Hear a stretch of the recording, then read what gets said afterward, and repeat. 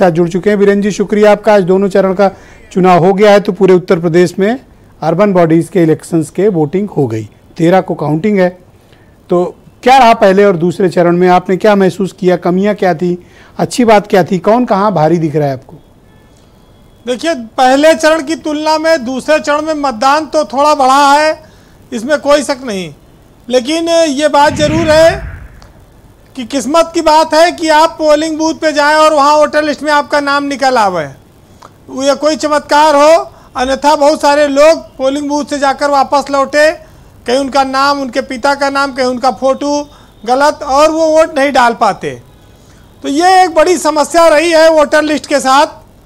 और किस्मत के भरोसे अगर वोटर लिस्ट बनाई जा रही है और इस देश में चुनाव कराए जा रहे हैं, तो इस पर रोक लगनी चाहिए और इस पर मजबूती से काम होना चाहिए। मतदान का मतलब है जो मतदान के योग्य हैं, इच्छुक हैं, बूथ पर जाते हैं, उनको निराश ना लौटना पड़े। चुनाव तो आज समाप्त हो गया, परिणाम 13 तारीख को आएगा। लेकिन जिन लोगों ने चुनाव देखा, उनके सामने कल से फिर वही दाल रोटी का नया सवाल खड़ा होगा। अब ये उत्साह थोड़े दिन का था, वो उत्साह आज से समाप्त होता है। अब जो चिंता है वो ज़मीनी है, वो जीवन की जो मुद्दे हैं उन पर लौट के आना पड़ेगा। जहाँ तक बात देखी जाए तो चुनाव में हर बार की तरह, पहले की तरह ही मान सम्मान, अपमान, गुंडागर्दी, हिंदू मुस्लिम, जातिवाद, ये सब बहुत हावी रहा। बेरोजगारी है, सड़कों की व्यवस्था है, गंदे पानी की सप्लाई है, लोगों के शुद्ध वातावरण की ज़रूरत है। ये सब चीज़ों पर मतदान उतना हुआ नहीं, ना होता है। लेकिन सबसे बड़ी उसमें खलनायक बनी हमारी मतदाता सूची।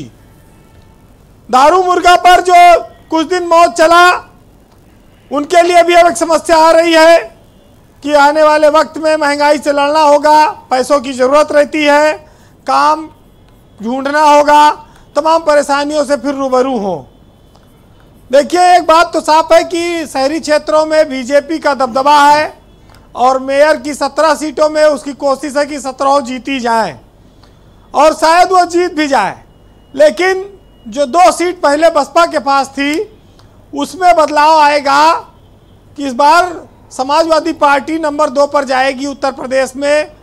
ये साफ है कि जो चुनाव है वो बहुत हद तक सपा और भाजपा के बीच ही लड़ा गया है। अब जीत हार अलग बात है, क्योंकि शहरों का मामला है। लेकिन बीएसपी ने अपना आधार खोया और कांग्रेस के पास कुछ खोने था नहीं, खाली अपना खड़ा रहना था।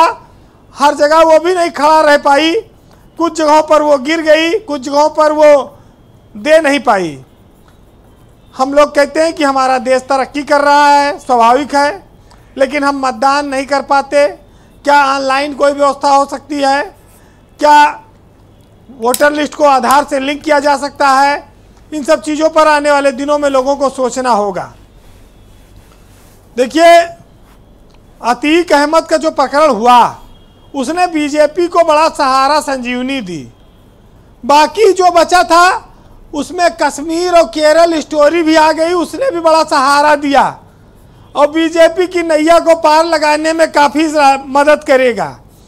लेकिन एक चीज़ जान लीजिए ब्रजेश जी कि जब नगर निगम कंगाल है, पैसा नहीं है और अगर बीजेपी मेयर नहीं जीता, तो डबल इंजन की सरकार की मदद के बगैर तो एक झालर भी नहीं टांगी जा सकती नगर निगमों में। स्थिति बहुत खराब है। तो ये मजबूरी भी है कई बार लोगों की कि बीजेपी को चुनो तो कुछ नगर निगम जिंदा रहने की कोशिश कर सकता है, क्योंकि वो ऑटोनॉमस बॉडी कहने को है, मेयर के पास भी उतने अधिकार नहीं है। तो ये जो मुद्दा आता है, हाँ बता रहे थे, चाबी पकड़ाते हैं जब कोई गेस्ट आता है बस। हाँ, कोई शहर में वीवीआईपी आया तो प्रथम जिले का नागरिक बनके नगर का वो अपना चाबी दे आए, और वो चाबी भी उन्हें वही दिन देखने को मिलती है, उसके बाद फिर वापस चली जाती है सरकार के पास। ताला कहाँ लगा है कोई नहीं जानता। लेकिन देखिए, नाली, गंदगी, कूड़ा उठान, ये जो समस्याएं शहर की, इस पर वोट नहीं पड़ा। हर बरसात में जल भराव हो जाता है, इसको भी लोगों ने नज़रअंदाज किया। लखनऊ में तमाम सारी सड़कें हैं जिन पर हम लोग चलते हैं, महसूस करते हैं गड्ढे हैं, हेमा मालिनी के गाल की तरह चिकना नहीं बन पाई हैं, उस पर भी मतदान नहीं होता है। मुस्लिम बहुल इलाकों में ज़रूर फोकस था कि भाई जरा छानबीन तगड़ी रहे, इसकी वजह से भी मतदान का प्रतिशत गिरा, क्योंकि बीजेपी ने वहाँ शिकायत की थी कि हिजाब में नकाब में जो लोग आते हैं उनकी चेकिंग ठीक से हो, पर्दा नशी। दूसरी बात यह है कि बीजेपी के पक्ष में जाता है कि उनके पास संगठन बड़ा है, उनके पास तैयारियां हैं, नेता ज़्यादा हैं, इसमें कोई शक नहीं। लेकिन अखिलेश यादव ने भी उनको पूरी टक्कर दी है। अब ये तो जीत हार तो समय बताएगा, लेकिन नगर निगम के चुनाव से हमने क्या सबक लिया इस पर जानने वाला कोई नहीं है, क्योंकि पूरी स्थिति फिर उसी तरह की है जैसे हर साल होती थी जी। चुनाव के बाद लोग खुद को ठगा महसूस करते हैं, क्योंकि उनको सब उन्हीं चीज़ों पर फिर आना है। तो ये तो देखिए, जब जब शासन सत्ता रहती है जिसकी, उस हाल में सरकारें चलती हैं। एक साहित्यकार ने लिखा है, सुनिएगा,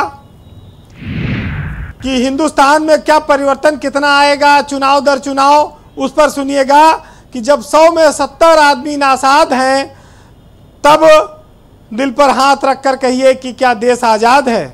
और कोठियों से मुल्क के मेयार को मत आ किए, असली हिंदुस्तान तो फुटपाथ पर आबाद है। और जिस शहर में मुंतजिम अंधे हो जलवागाह के, उस शहर में रोशनी की बात बेबुनियाद है। और नई पीढ़ी की ये इच्छा है वही जजमेंट दे कि फलसफा गांधी का मौजू है या नक्सलवाद है। बहुत शुक्रिया आपका बीरेन जी, बहुत बहुत धन्यवाद हमारे साथ जुड़ने, अपने इनपुट और अपने एनालिसिस हमें उपलब्ध कराने के लिए। बहनों भाइयों,